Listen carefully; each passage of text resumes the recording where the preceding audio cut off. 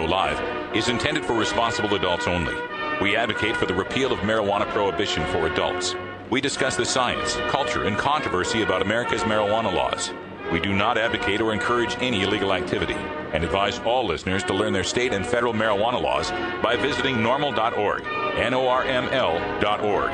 Opinions and claims made by guests and advertisers of Norml Show Live are their own and do not necessarily reflect the philosophy and policies of Norml. Listener discretion is advised.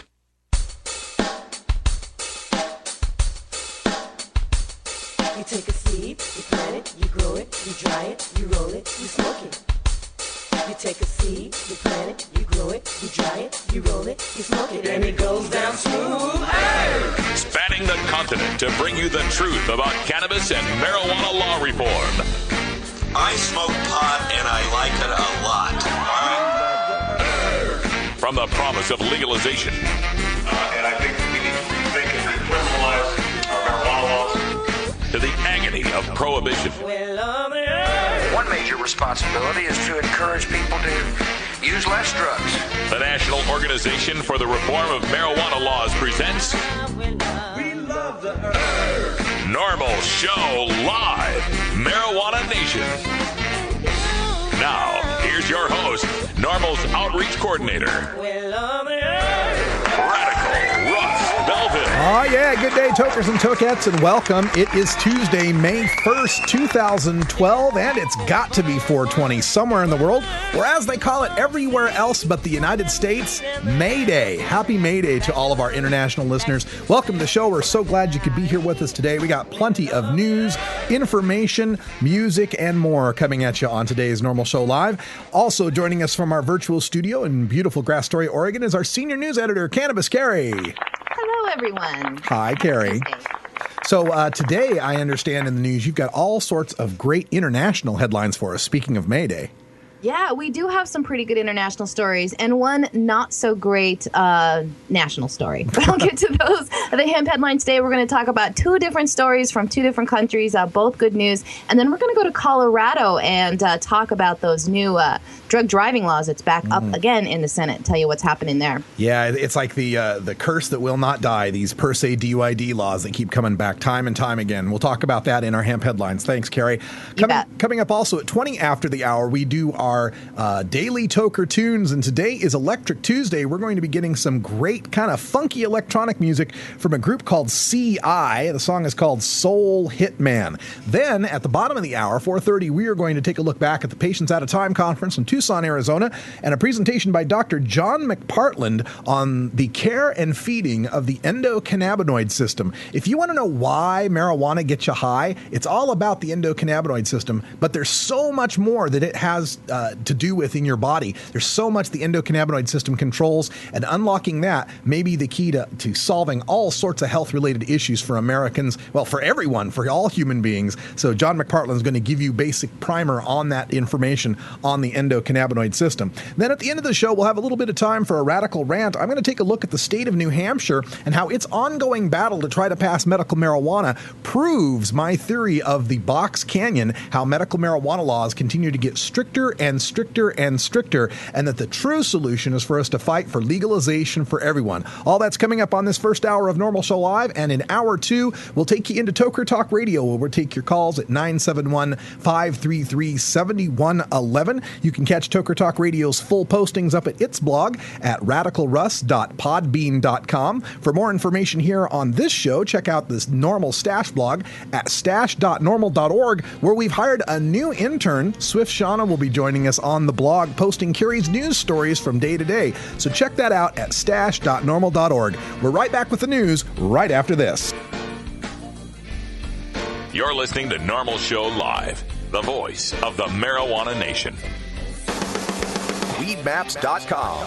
I'm Radical Russ from Norml. In my job as outreach coordinator, I travel every month, and when I'm on the road, I need a fast, accurate way to find the medical marijuana dispensaries in the area. So I turn to Weedmaps.com. Weedmaps.com has the best dispensary locator online or on your mobile device. Search by zip code or let Weedmaps find you, and in seconds you'll have the addresses, phone numbers, and customer service reviews for the medical marijuana dispensaries in the local area. Weedmaps.com also has a section devoted to helping you find a doctor who understands and recommends medical marijuana under your state's law. You can even check prices on the Medical Marijuana Stock Exchange. Coming soon, you'll even be able to find the listings of Norml attorneys and chapters, local head shops and grow shops, and the best weed-friendly businesses. Weedmaps.com has the information you need to be an informed cannabis consumer. Visit Weedmaps.com today, a proud sponsor of the Norml Network. Hey, this is John Papa. You're listening to the Norml Show Live. Hi, I'm Radical Russ. One of the best things about marijuana is the wonderful aroma.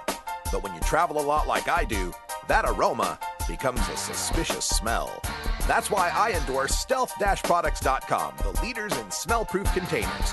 From smell-proof vacuum bags to smell-proof backpacks and duffel bags, all the way to smell-proof digital safes, stealth-products.com has you covered. Stealth-products.com brings you safe, secure, odorless layers of protection with activated carbon fiber. Backpacks and duffel bags are simple black so as not to attract attention with a logo or flashy design. Now, nothing is perfectly odor controlled from the detection of drug dogs, but with proper vigilance, containers from stealth-products.com will help you avoid nosy humans.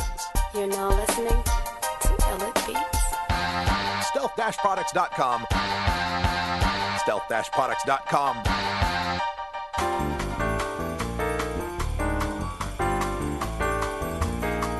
Medical marijuana, industrial hemp, consumer cannabis. It's time for this week's Norml News with Cannabis Carrie. We have seen what the drug driving issue has done to the movement in Washington state. Colorado is now looking at a divisive proposal that would set marijuana blood standards for drivers in the state of Colorado. The Colorado State Senate rejected the idea last year as both sides argued over the science of determining impairment to cannabis through blood tests. The bill, Senate Bill 117, is similar to last year's, setting a 5 nanogram THC blood limit as a way to measure impairment as far as law enforcement goes. Activists argue that blood tests are faulty science at best. They are invasive, discriminatory, and inaccurate gauges of levels of impairment. Opponents of legalizing marijuana say that drug driving is a real threat and that they must have a measurable limit, and that science has shown that 5 nanograms shows recent consumption.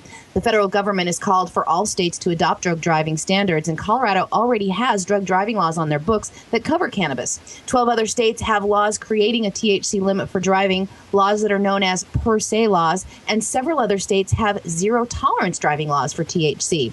Well, the bill made some serious drama today in the Senate. First, it looked like it was killed on a voice vote, but the bill's sponsor, Senator Steve King, a Republican from Grand Junction, revived the bill for a recorded vote, and it narrowly passed 18-17. It will still need one more recorded vote in the Senate before it heads over to the House, where it will need another round of okays, and then if it gets that far, it will head to the governors. Yeah, this is the ongoing saga of the per se DUID bill. It was alive, it was dead, it was alive, it was dead. Now it's back on a slim vote here, and it's going to continue to go forward. And this is a situation that we've set ourselves up in because for so many years we've been saying, treat it like alcohol, treat it like alcohol, treat marijuana like alcohol. Well, alcohol has this little thing called a breathalyzer test that gives people this nice warm fuzzy feeling to think that they're doing something about keeping drunk drivers off the road.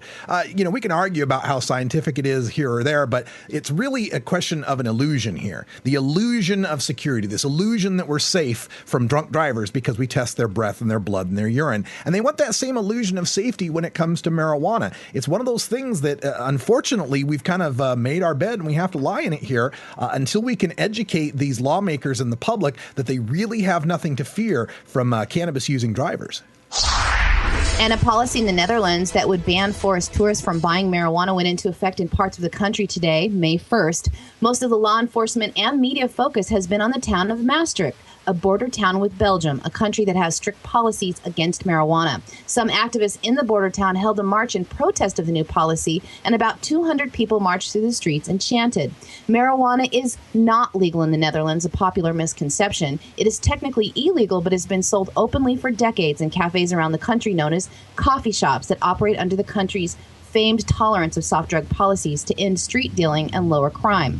But as of today, only citizens of the Netherlands who hold a weed pass, a card that you can get from your local government office, will be allowed to patronize many of the Dutch coffee shops. You must be a Dutch resident to get a weed pass, so the policy effectively bans tourists from entering and purchasing marijuana from the coffee shops. Now, who is getting this weed pass? Well, it's reported that Dutch cannabis consumers aren't getting the passes, assuming that the law will not be enforced. And some are worried that the information that they had obtained a weed pass will somehow leak from a government database and cause them difficulties with health care, insurance, or getting a mortgage.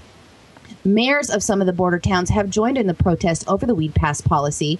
Many tourists come into the towns only to be able to purchase and consume marijuana while they are there. Of course, the locals also understand that cannabis tourists also pay for hotels, food, and other entertainment when they are in town. The Dutch government, as well as the Belgian government, says that more than 1 million foreign tourists annually enter the city of Maastricht alone, causing daily traffic headaches just so they can purchase as much cannabis as they can, going from shop to shop, then drive back home to redistribute it.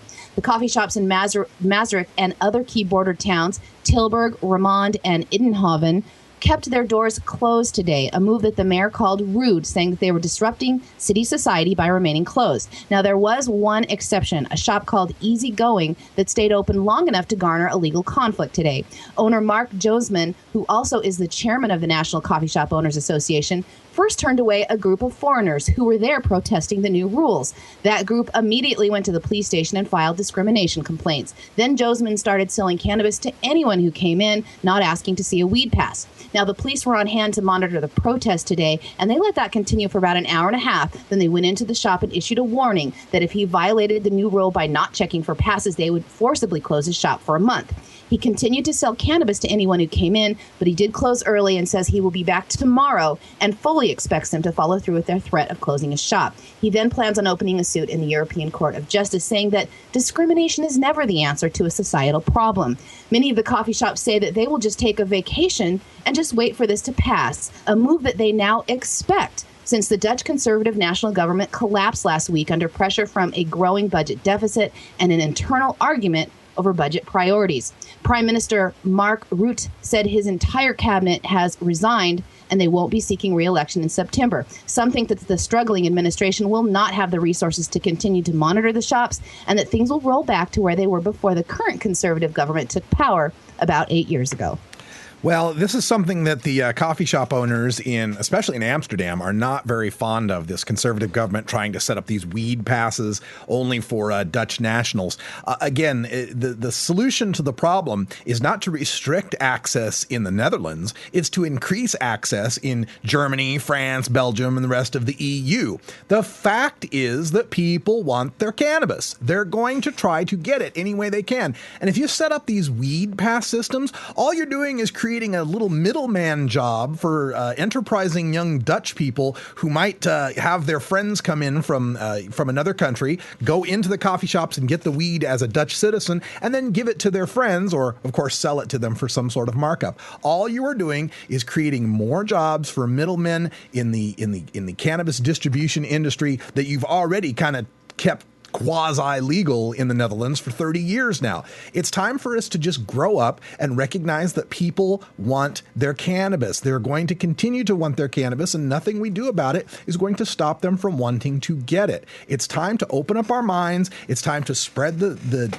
doctrine of legalization across all of Europe so we can solve these tourist driving problems and people that are, going from coffee shop to coffee shop to coffee shop to get their 5 grams each and take it back to their home country. We don't need that. Just legalize it in your home country. Make it so people can have their own personal amounts here. The more you try to restrict this, the more unintended consequences you're going to unleash, including wrecking the Dutch economy, which apparently is taking down this conservative government anyway.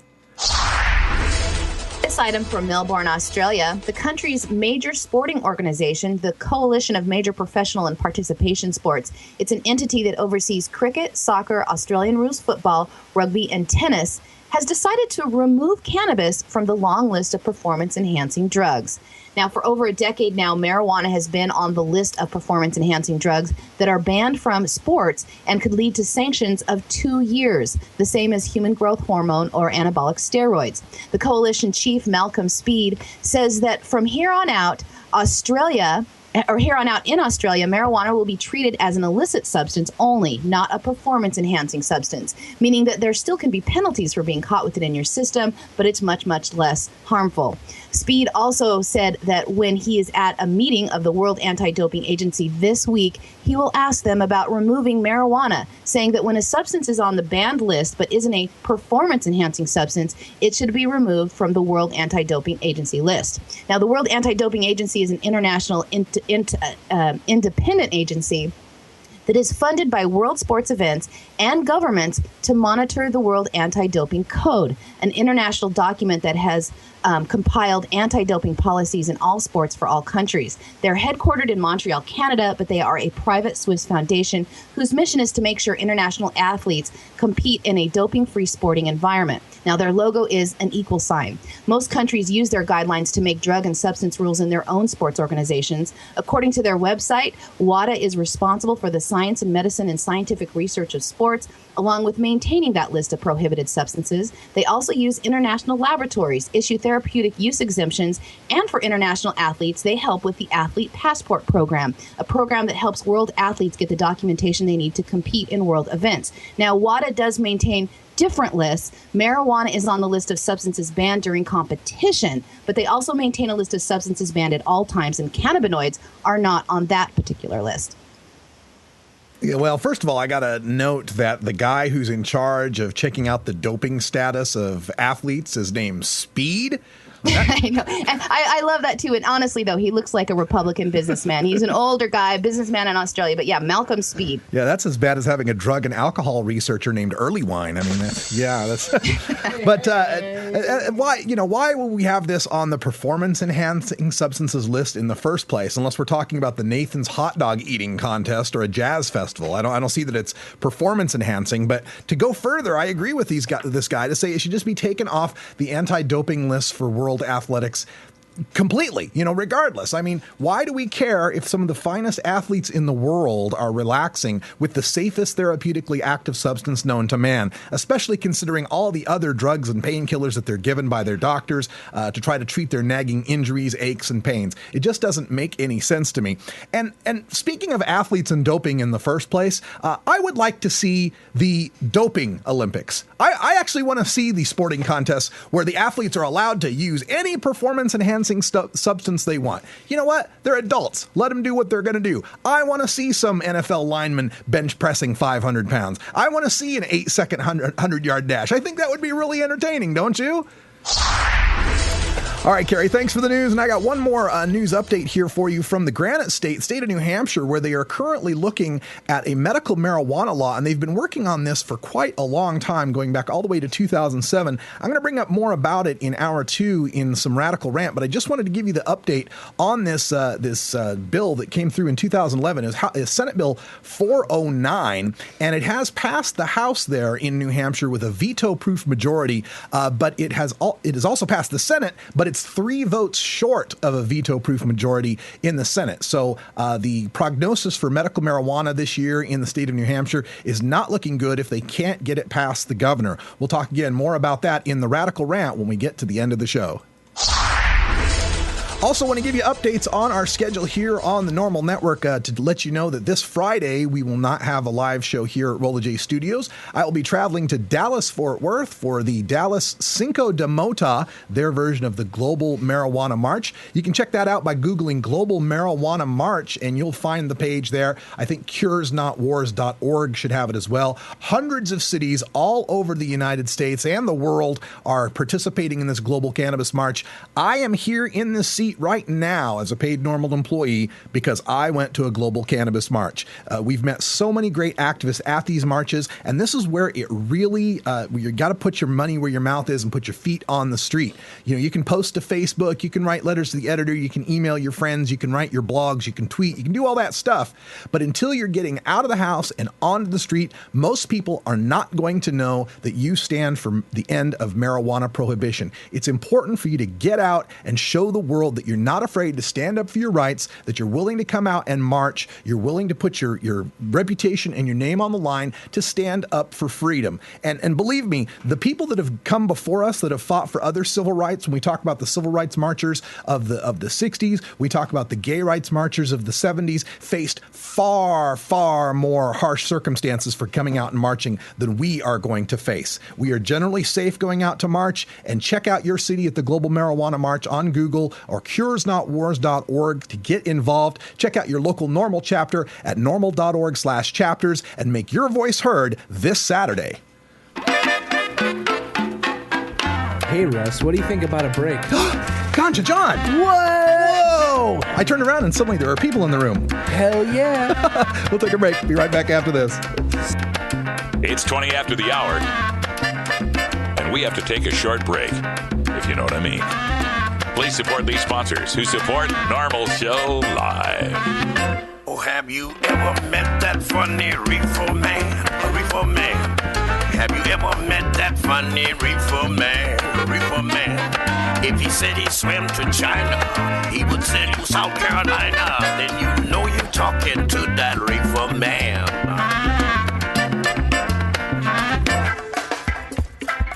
I'm Sub Cool from Team Green Avenger. At TGAgenetics.com, we are working on the leading edge of medical strains. Our strains are rigorously tested for THC, CBD, THCV, and other critical cannabinoids. Know your grow. Check out our genetic diversity at TGAgenetics.com, the home of Jelly Bean, Jack the Ripper, Vortex, and other award-winning cannabis strains. Is this some kind of bust? Yes, it's very impressive, but we'd just like to ask a few questions. I'm a doctor. I'm a lawyer. I'm a journalist. I'm a student. I'm a teacher. I'm a representative. I have cancer. The outdated laws of prohibition are more dangerous than the plant itself.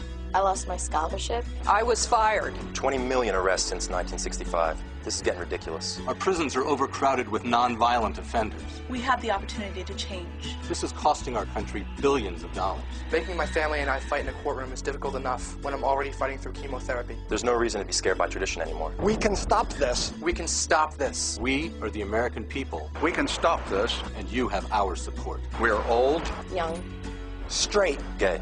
We're every race and nationality. And we're not going to give up. You can tax it. You can regulate it. Apply age restrictions. You can create millions of new jobs. We can save our economy. President Obama? It's time for legalization. Legalization. Yes. We can. What's up, guys? This is Miss High Times 2007, and you're chilling with us here at the Norml Podcast.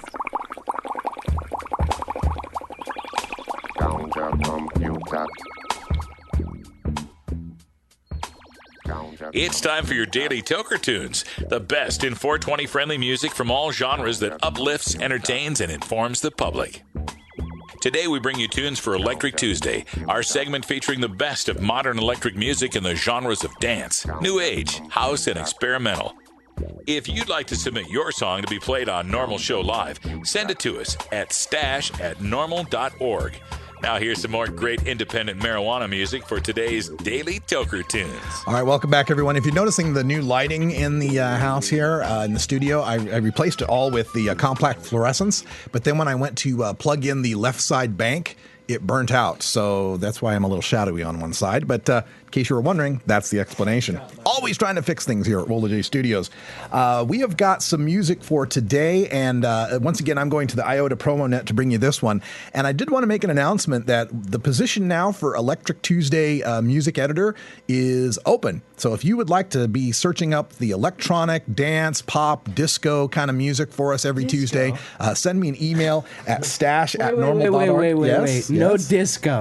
No, Let's put disco's that, okay. Let's put that precedent No. right here. No, disco's there. Disco's Electronic, Okay. spoken word. Okay. We could do beat poetry. I'm gonna go ahead and give poetry. my resignation. to Yeah, that's what's up. Growing, Get some Def Jam growing, going in green, there. green, grow, green, grow, green, grow. Green. So it's all available. Let me know at stash@norml.org if you're interested, and I'll tell you everything that needs to happen to be our Electric Tuesday music editor. But you get one from me for today. We are going to a group called CI, and it's got two of my favorite words, soul and funk, in it. It's Soul Hitman, the Funk Hunters remix, right here on Norml Show Live.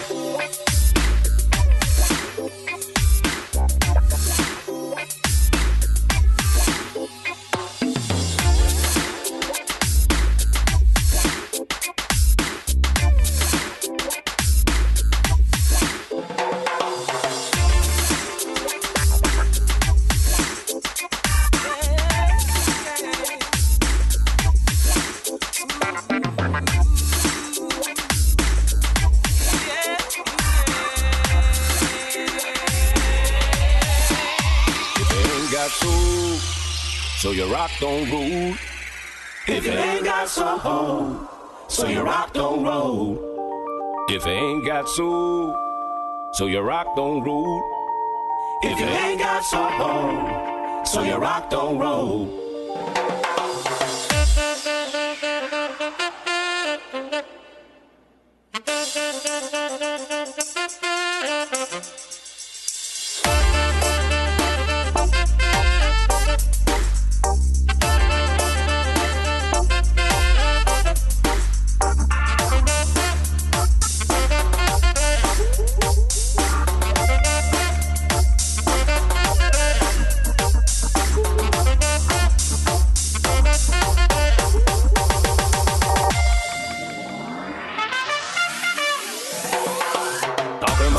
I'm a soul hitting man. Talking about rocks, diamonds in the motherland. Babylon a wicked, them a wicked man. Smile in your face, take bread from your hand. World Bank come up with a takeover plan, but you still can't conquer child children. Swing down sweet chariots and come again. Blow up the Babylon a wicked system.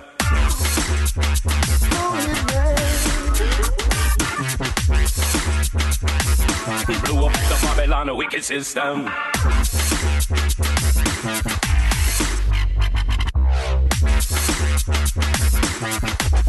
Wicked system. I don't care where you went to school at.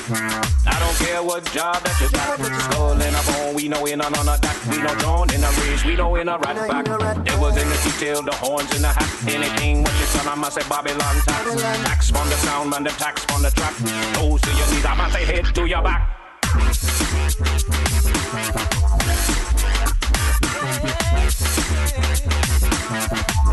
Man, say head to your back.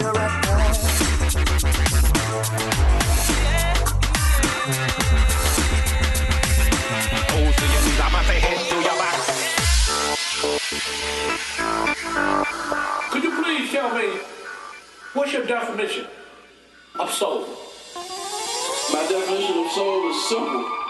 I think soul is the essence of the human condition. If it ain't got soul, so you rock don't roll. If it ain't got soul, so you rock don't roll. If it ain't got soul, so you rock don't roll. If it ain't got soul, so you rock don't roll.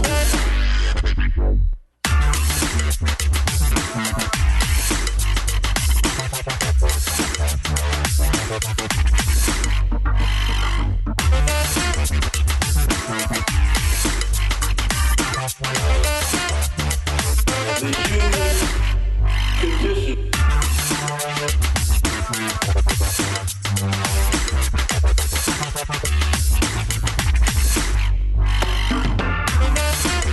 So you rock don't roll.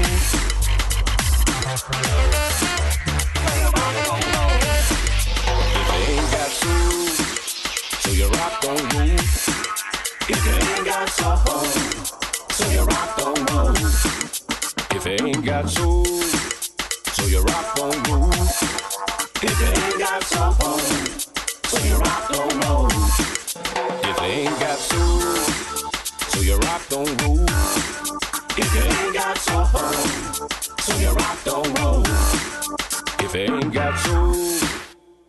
rock don't roll. If it ain't got soul, so your rock don't roll. If it ain't got soul, so your rock don't roll. If it ain't got soul, so your rock don't roll.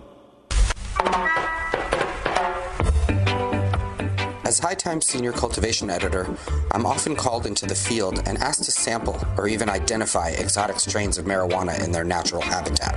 Now, for the first time, I've compiled more than 120 of my favorite strains into this single field guide designed to fit into your pocket as you travel the world in search of your favorite plant.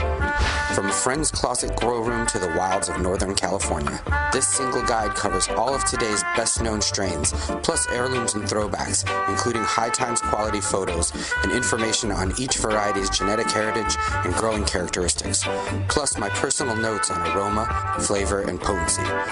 So this is Danny Danko, author of the official High Times Field Guide to Marijuana Strains, wishing you good times and great ganja. The official High Times Field Guide to Marijuana Strains is available at hightimes.com and finer bookstores.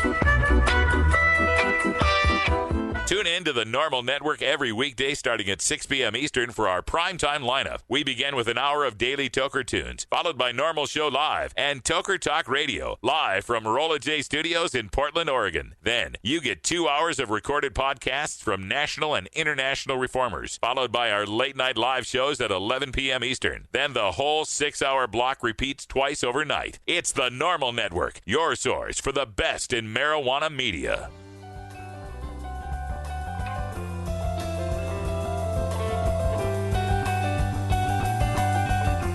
Norml, unlike any other marijuana or drug reform organization, is built from the ground up by grassroots activists. We are the Marijuana Smokers Lobby, and we aren't just anti-prohibition, we're pro-marijuana. Every week, we take some time to talk to the citizens of local Norml chapters across the country and around the world, as well as others who are working to make a difference in the fight to end adult marijuana prohibition. In this segment, we call Grassroots Activism. All right, welcome back, folks. I just got back from Tucson, the Patients Out of Time conference. This next presentation by John McPartland is going to tell you all about the endocannabinoid system. Check it out. Stretch and breathe, because I actually talk faster than Vincenzo.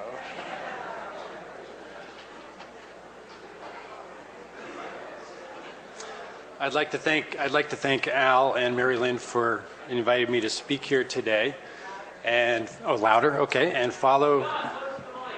Okay, I'd like to thank Patients Out of Time for inviting me to speak here today and follow in the footsteps of Vincenzo DiMarzo. I've been following in Vincenzo's footsteps for 15 years now. I'm not bitter, Vincenzo. I just know I'm getting older. You're getting older too. Okay.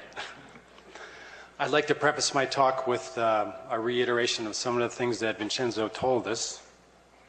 Let's see, where's that? There it is. And I'd like to show an example of the endocannabinoid system in action on a molecular level. And this example is a pain nerve where it synapses in the dorsal horn of the spinal cord. Andrea will be telling us lots more about this after a break. And in this example, when a pain nerve message reaches the synapse, it releases glutamate, and the glutamate diffuses across the synapse to the postsynaptic cell, and it activates the receptors on the postsynaptic cell, which starts another message up to the brain. How do you work this? There we go. So with salvos of pain or long-standing pain, we see a lot more glutamate release, and we see an upregulation of receptors in the postsynaptic cell. And if this continues, we see an influx of calcium into the postsynaptic cell, and this is this is on its way to chronic pain.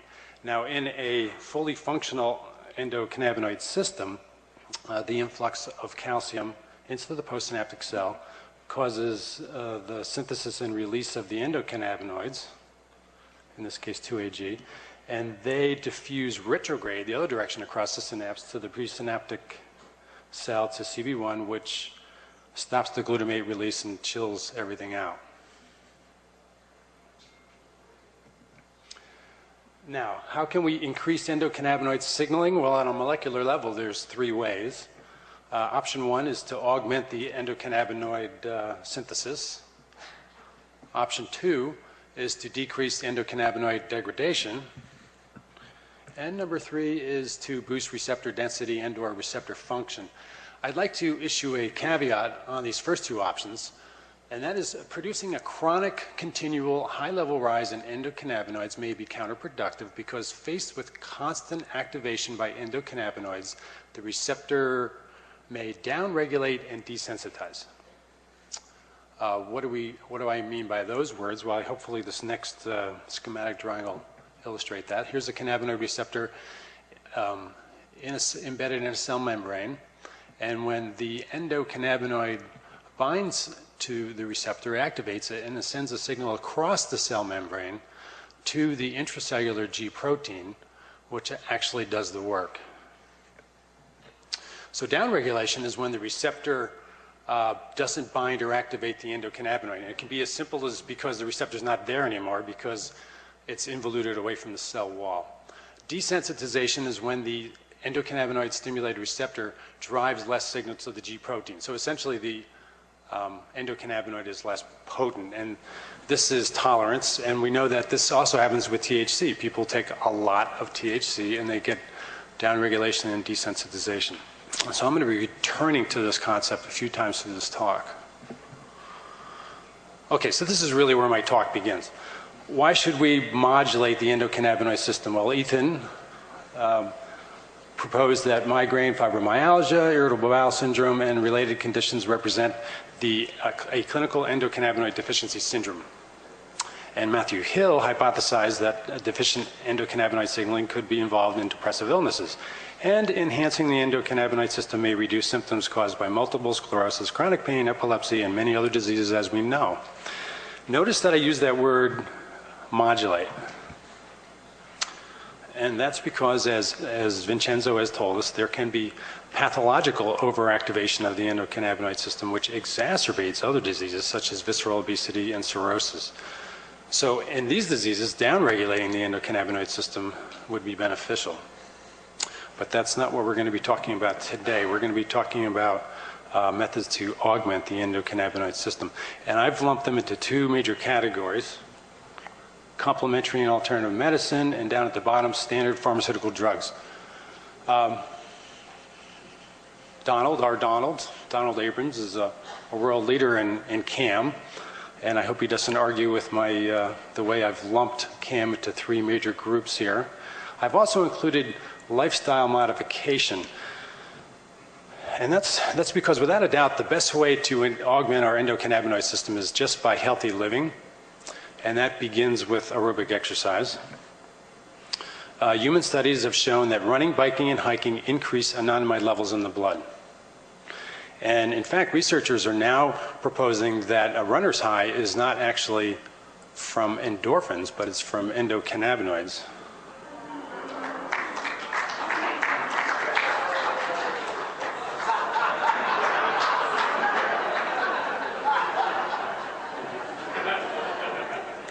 But there's nuances. Rodent studies have showed that running and swimming increase anandamide levels, but the expression level of CB1, the receptor, may increase and decrease. Now, in rodents that are lashed to the wheel and forced to exercise, have such a surge in endocannabinoids, it causes a downregulation in receptors. Whereas rodents that are offered a wheel and jump on it voluntarily, they have increased levels of anandamide and they have increased levels of the receptors. So here's a trickier one. Diet. Overeating leads to obesity, and the fat cells produce excessive amounts of endocannabinoids. The endocannabinoids spill over into the blood, cross the blood-brain barrier, activate CB1 in the brain, cause munchies. It's a feed-forward dysregulation of the endocannabinoid syndrome. So is this where you get the picture of the happy fat man? Well, not for very long, because as we saturate our system with endocannabinoids, we start to see a downregulation of receptors. Caloric restriction, dieting and fasting, at least initially, actually can exacerbate the situation because they lead to reduced endocannabinoid systems in the blood and downregulated expression of CB1 in the brain. Although there are some studies that report conflicting results and we need more research, a downregulated endocannabinoid system seems to fit the clinical picture in people who are dieting. However, there's hope. A recent study by you and colleagues regarding overweight or obese women showed that dieting did indeed cause a decrease in CB1 expression, but combining dieting with aerobic exercise caused a net increase in CB1 expression. Polyunsaturated fatty, most of us know, most of Americans consume too many omega-6s and not enough omega-3s, and that actually impacts on the endocannabinoid system too. Arachidonic acid is our poster child for omega-6s, and its metabolites can be nasty. Prostaglandins can cause inflammation and pain. Leukotrienes can cause bronchoconstriction and asthma. However, arachidonic acid is the feedstock for anandamide and 2-AG, and studies have shown that dietary supplementation with arachidonic acid increases serum levels of anandamide and 2-AG. This is another double-edged sword. A little bit of omega-6 arachidonic acid is definitely needed for the biosynthesis of anandamide and 2-AG, but in mice that are given huge amounts of arachidonic acid, they end up downregulating the receptors. Omega-3s, EPA and DHA, are very important. Mice given omega-3s express greater levels of CB1 and CB2 than mice on a controlled diet, and they express greater levels of endocannabinoid synthesis enzymes. Mice fed on omega-3 deficient diet lose their endocannabinoid-mediated neurological function, and they actually behave like CB1 knockout mice, whereas omega-3 rich mice react strongly to synthetic cannabinoids. So this is an interesting concept. They didn't actually test THC, but I suspect that these omega-3, the bottom line there, the omega-3 rich mice probably also react stronger to THC. Lactobacillus, probiotics. We find them in fermented foods. We didn't find them out at breakfast this morning, but that's okay. I went and bought some. Human intestinal cells exposed to Lactobacillus acidophilus increase their expression of CB2 gene products. And mice fed Lactobacillus show less pain behavior following colonic distension than control mice. Colonic distension is a rat model for IBS, for irritable bowel syndrome. And that this was reversed by giving them a CB2 antagonist drug. CB2 antagonists occur in several plants besides cannabis. They selectively bind to CB2 and modulate the immune system. They don't have any affinity for CB1, so they don't elicit any psychoactivity. Echinacea species, the alchemids, I'm not too sure how to pronounce that. Alchemids directly bind to CB2 and they inhibit anandamide breakdown. And beta-caryophyllene, that's in black pepper and in cannabis, binds to CB2, and its anti-inflammatory effects are reduced in CB2 knockout mice. So here's the big question. What is the impact of cannabis on the endocannabinoid system? Well, THC binds to CB1 and CB2 and activates the receptors with strong efficacy. Now, any drug with strong efficacy given chronically at high doses will desensitize and downregulate the target receptor. But THC is a partial agonist, so it causes less downregulation of CB1 and CB2 than a full agonist, although the research is still sorting out there. I hope this graph here shows an example of a full agonist, 2-AG. You can see on the graph, if you draw the line over it, it produces a 100% maximal response in this in vitro assay, whereas THC and anandamide are down here below 50%. So they're partial agonists. A lot of us are familiar with spice, which contains synthetic endocannabinoids such as HU210. And if you look back at that graph, HU210 is a superagonist. So it produces a greater than maximum response than endogenous agonists. And it causes a much faster tolerance, and it's probably worth staying away from. THC is more than just a mimic of anandamide and 2-AGA receptors. At least acutely administered THC increases CB1 density in rodent brains, and that's been shown in several studies. And the acute administration of THC stimulates anandamide synthesis, so it kickstarts our endocannabinoid system. And of course, cannabis is more than THC. Adding cannabidiol to THC enhances the expression of CB1 in rat brains. CBD decreases tolerance to THC in rodents and humans in many studies. And CBD stimulates the release of 2-AG, and CBD inhibits the breakdown of anandamide by FAH. So once again, here's CBD kickstarting our endocannabinoid system. Okay, moving on to impacts of legal drugs. Chronic ethanol exposure in rodents usually causes a downregulation of CB1 expression. Chronic nicotine exposure in rodents increases CB1 expression in the brain and also sensitizes rats and humans to the effects of THC. I don't know if I'd necessarily recommend this as a way of kickstarting your endocannabinoid system, but there you have it.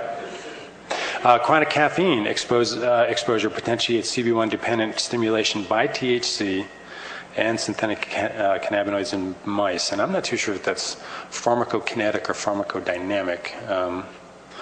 And it's also chronic consumption in it.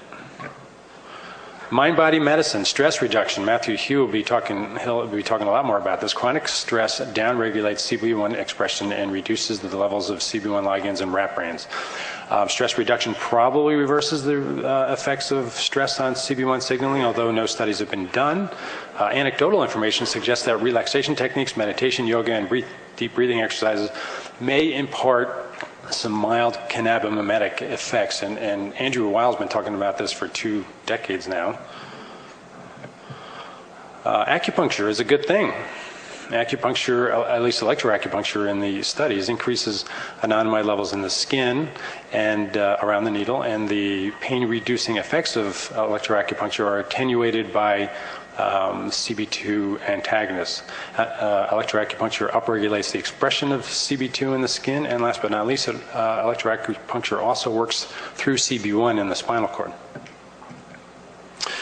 Osteopathic manipulative medicine, I got to put in a plug. I'm an osteopath. We use massage, myofascial release, and spinal manipulation, and a single treatment increased serum anandamide levels by 168 over pre-treatment levels in our study. In another OMT study, anandamide didn't change significantly, but serum levels of PEA increased. OMT may also improve CB1 function in nerve fibers. So here's a schematic drawing of a C fiber nociceptor.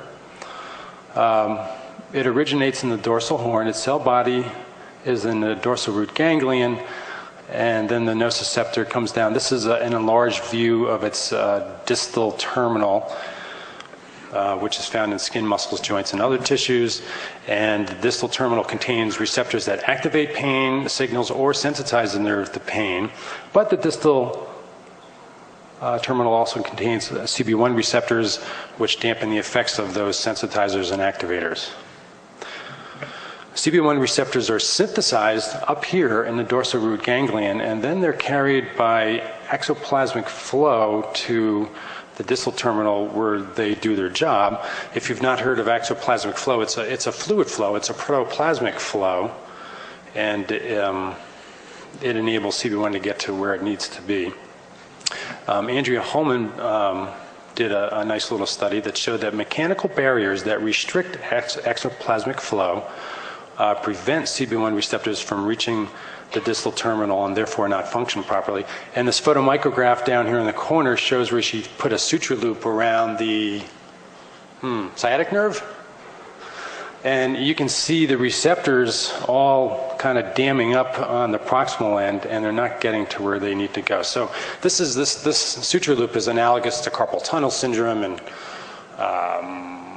thoracic outlet syndrome and piriformis syndrome and all the other things that body workers eliminate with their body work.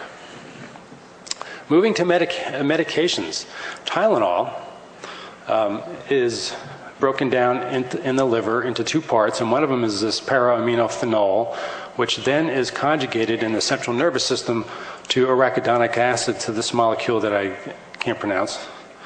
And that molecule that I can't pronounce activates CB1, and it inhibits anandamide reuptake and breakdown.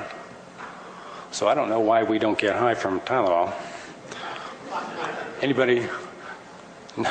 Anyway. Non-steroidal anti-inflammatory drugs such as ibuprofen inhibit the COX-2 enzyme, which breaks down 2-AG, so NSAIDs may prolong 2-AG activity. NSAIDs also inhibit FAH and therefore enhance anandamide activity. Ibuprofen, combined with anandamide, given exogenously, produces synergistic pain relief involving both CB1 and CB2. And the physicians out there probably have numerous patients who describe cannabinoid effects from NSAIDs, and we just kind of scratch our head on that, but there's probably a molecular basis to that. Glucocorticoids such as cortisone and prednisone shift membrane lipid metabolism towards the production of anandamide and 2-AG, and this may explain why high acute doses of prednisone cause what they call steroid mania. People get really happy. Glucocorticoids modulate CB1 expression and regulate endocannabinoid-controlled emotional learning. Matthew's going to talk more about that today, I'll bet. And now I'm shifting to diazepam, Valium, synergistically increases the anxiolytic effects of endocannabinoids in mice. So those drug compounds are interrelated with the endocannabinoid system. Opiates are complicated. There's an extensive crosstalk that links the endocannabinoid system and the endorphin system, and the acute co-administration of cannabinoids and opiates provides synergistic analgesia. Chronic exposure is kind of a mixed picture. Chronic morphine or heroin causes CB1 receptors to upregulate or downregulate in different parts of the brain, and there's a lot more research that needs to be done there. Psychopharmacology, tricyclic antidepressants such as Elavil increase the expression of CB1, and perhaps that's why we find them useful sometimes in fibromyalgia.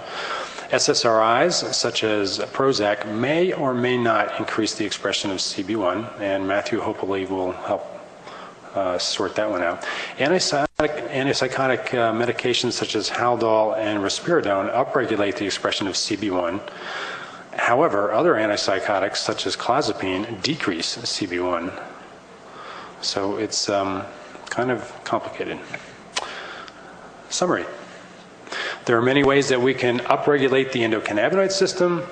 Knowledge regarding upregulation of the endocannabinoid system has increased dramatically in recent years, and many discoveries await us. Upregulating the endocannabinoid system in deficient individuals will likely enhance the effects of cannabis, and this permits us to achieve the same results with less drug, and which is always a good thing. Thank you. And it's break time.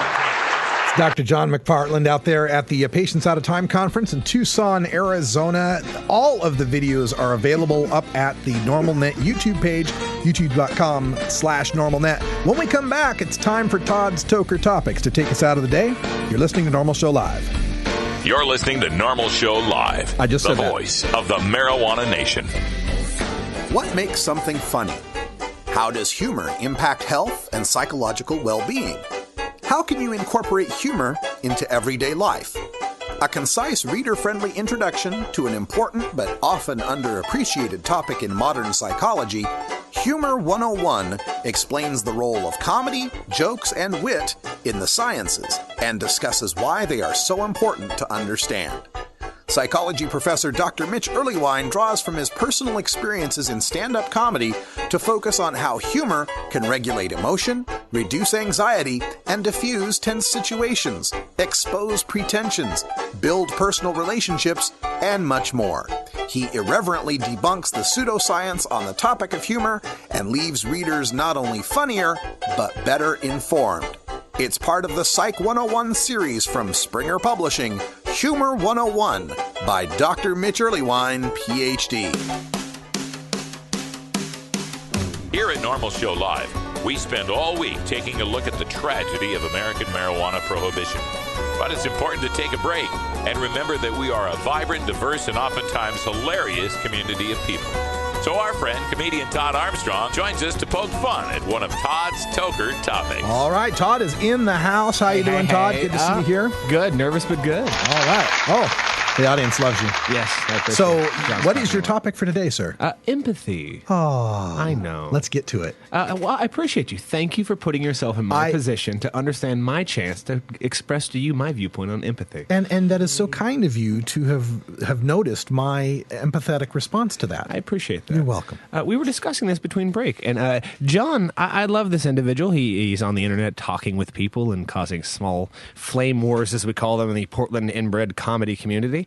But I really enjoy John's viewpoint on people having their heart in the right place, but unfortunately their head being buried up their ass.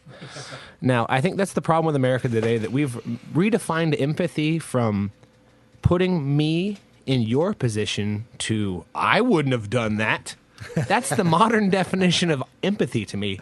And so that's the reason I have to change Goob the Knob. It's officially dead because people don't understand my position. Yes, I'm sorry. To shock the audience.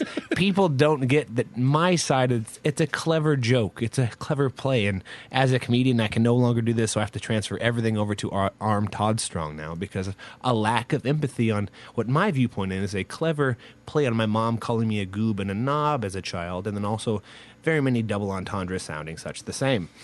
Now, the problem I'm having with the lack of empathy in this world, I'm going to condense down to my Aunt Lisa. Now, I'm going to call her out specifically. I'm not saying which Aunt Lisa it is, but this is an individual who used to love the cannabis and then fell off of it. Wow. And now is a type of person that is completely lacking all forms of empathy.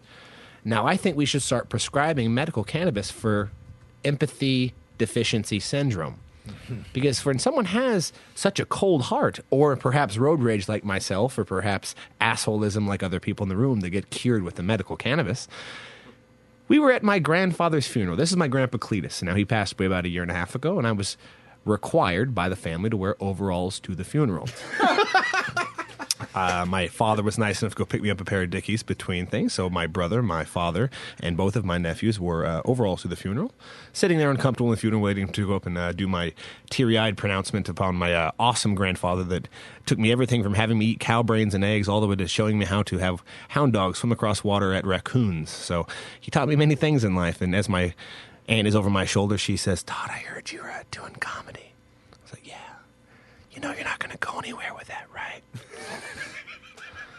Now, I was empathetic enough to put myself in the position of the 200 people in the room and not scream, "Hey, bitch, this is the wrong time and place to address this issue." But I had the empathy enough to not do that because of the gift of cannabis. Because genuinely, I feel that the man upstairs, the powers that be, don't like that viewpoint. I think alcohol and intoxicants, which they are, they literally numb you to the world. And I think marijuana is not an intoxicant. It actually changes the way your neurotransmitters work. And I think for a moment gives you the ability to have empathy. So that's the best thing I want to focus on, that is empathy, is people should just chill out, relax, and understand that even in this community where we all have the initial goal and drive to take away the restrictions and prohibitions on a simple plant, a lot of us do the wrong things, but let's just calm down, take a breath, and try to put each other in each other's shoes. And let's just have a couple hugs, and at the end of the day, we all have a bit too much BO, and we all smell a little bit like hash, but we love each other. I'll see you guys next Tuesday, and come to Ridgefield, everybody, if you want to. A great DVD will be filmed with handsome Ganja John announcing my sexy ass on stage. All right. I will be the hype man. He is. He's my hype man. Fantastic. Yeah. So what's happening this again? Tell us. Saturday night, I will be recording my DVD, my big, this is literally my biggest thing I've ever done in my life, other than like marry my wife on the beach. Like that, literally, this is 2 years of my life put together in about an hour of comedy with one of my best friends of comedy, Lonnie Bruin, opening the show. I got an article on the Columbian.com online from the local newspaper, a write-up about it, so it's looking like it's already going to be sold out. So that's awesome. So really Arm excited. Todd Strong on Facebook and Twitter. And YouTube. ArmToddStrong.com. Yes, sir. Oh, you got the website now. Yeah, fabulous. Dustin, Kaliko's buddy, is getting that all in place, and he's shooting the DVD on Saturday, so we'll be able to purchase an hour DVD from me on iTunes here in the next 6 weeks. So well, how cool all the is fans that? of the show can actually get to see a lot of me running my mouth. So fantastic. Well, that's awesome news. Glad to hear it, and we look forward to getting that DVD out. And thank you so much. Folks, that's all the time we got for today on Norml Show Live. Thanks for joining us here, and stay tuned for hour 2. We've got a radical rant on New Hampshire. A look at some more videos. And Ganja John's got a bitch, and Ganja John's got something on his mind. So we'll be right back after this. For those of you listening on the podcast, thanks for being here for hour 1, and for Wiz Kaliko, Brian the Red, Todd Armstrong, Ganja John, and Cannabis Carry, I'm Radical Russ. Thanks for joining us, and until next time, take care of each other, tokers.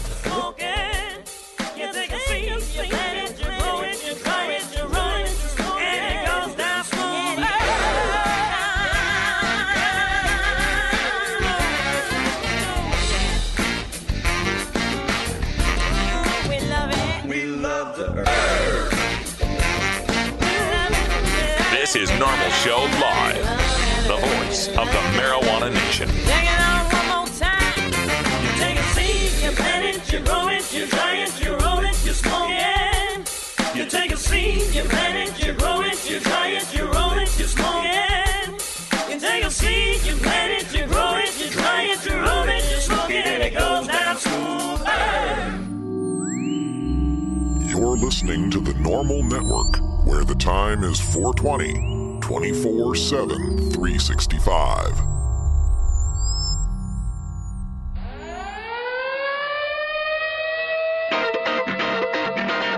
It's 5 o'clock in the Pacific Time Zone. The workday is done.